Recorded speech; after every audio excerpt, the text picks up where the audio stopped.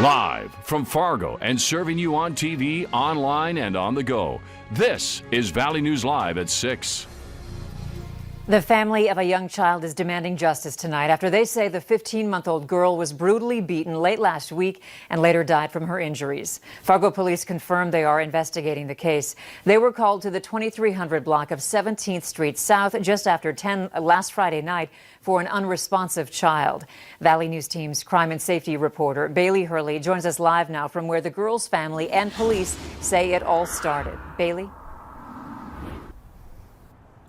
Yeah, Andrea, and a GoFundMe for 15-month-old Mika. Her aunt writes, quote, Mika had been horribly abused, burned with chemicals, given alcohol, battered, and raped multiple ways. There are even more horrific details to the torture and murder that I don't want the world to have to suffer knowing, but my family and I keep replaying in our heads.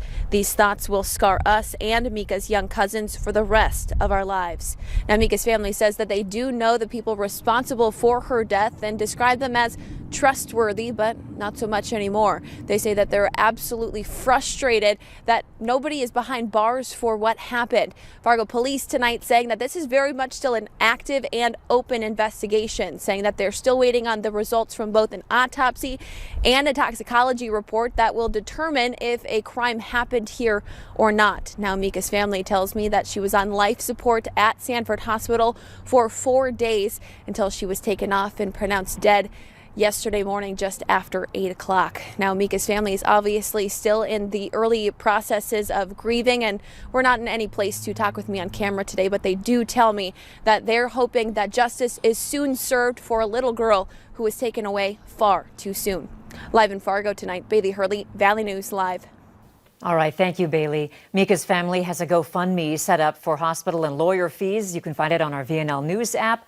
Just click on this story. So far, so good this week. Not a lot to worry about in the forecast, but let's find out how this evening is looking. Nathan? Yeah, Andrea, good news is for this evening, so far so good as well. Expecting minimal impactful weather. So that's good news for those folks making those Thanksgiving preparations. And tomorrow looking to be pretty quiet as well. But those temperatures right now, we're in the 20s and 30s for us.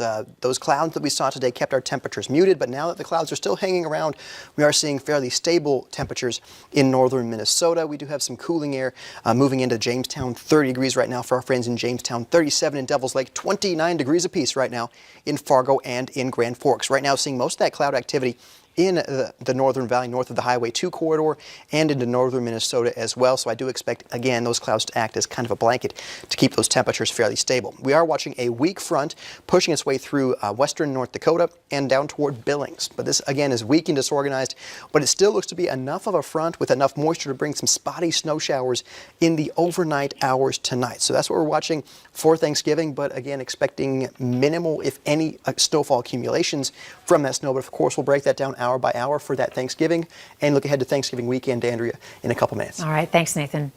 An investigation is underway after a man was found dead in Cass Lake, Minnesota. He was reportedly shot outside a home yesterday in the 1500 block of Roosevelt Road Southeast. No one is in custody at this time. Authorities say it appears to be a targeted incident. A 71-year-old man will spend the next 15 years in prison after pleading guilty to multiple child sex crime charges. Ernest Bollinger of Lisbon was arrested in October and charged with 6 counts of gross sexual imposition in both Ransom and Lemoore counties. Court documents say some of the assault cases date back to the 1980s, but also include more recent incidents in 2018, where he had sexually assaulted a 9-year-old boy in Ransom County. When Bollinger is released from prison, he will be on supervised probation for the rest of his life. A shed is destroyed after a fire broke out in a backyard this afternoon. It happened in the 3000 block of 1st Street North in Fargo. Officials say someone tried to light a propane heater when some of the gas from the tank splashed on him and ignited some flammable material in the shed. No significant injuries were reported. Fargo police are reminding you to be vigilant after receiving a report of a kidnapping scam. The caller told a woman they had her daughter. The woman thought it was a scam until she heard a young girl's voice, thinking that it really was her daughter. After looking into it, police figured out it was a scam and the girl was safe. The pandemic has many people doing their holiday shopping in front of a computer this year, but that great deal that pops up in your inbox could be something more sinister. A tech company found phishing attempts rose 80% during the first half of November. And in a national survey, nearly 1/5 of respondents say they have already been the victim of a cybercrime. Jennifer Mayerly has more. It's a time of year where people typically are spending time shopping, finding that Black Friday deal, or searching for the perfect gift.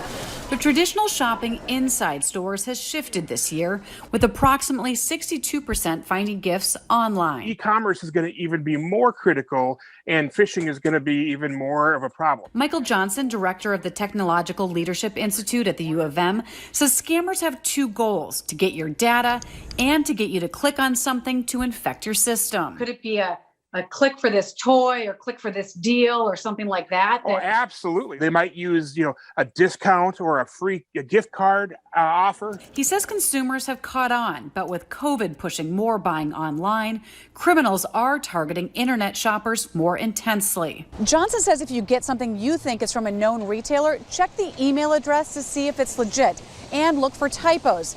He says instead of clicking, it's a good idea to go directly to the website to look for that deal or offer. Nothing's ever free on the internet, and if it sounds too good to be true, it usually is. Johnson says you should also keep an eye on your bank and credit card statements this time of year. Keeping track of your charges can help detect fraud. Governor Tim Walz has announced over $1 million in crisis grants for the tourism industry. The money is available through Explore Minnesota. It is designed to support nonprofit tourism promotion organizations so they can help bring an economic benefit to their communities. The organizations that qualify can request funding until March 15th, and it must be spent by next December.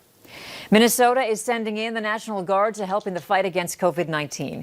Health Department numbers show 90% of the state's nursing homes and 58% of assisted living facilities have active virus outbreaks, leading to staffing shortages. State employees received an email asking them to consider volunteering at care facilities for a 2-week period.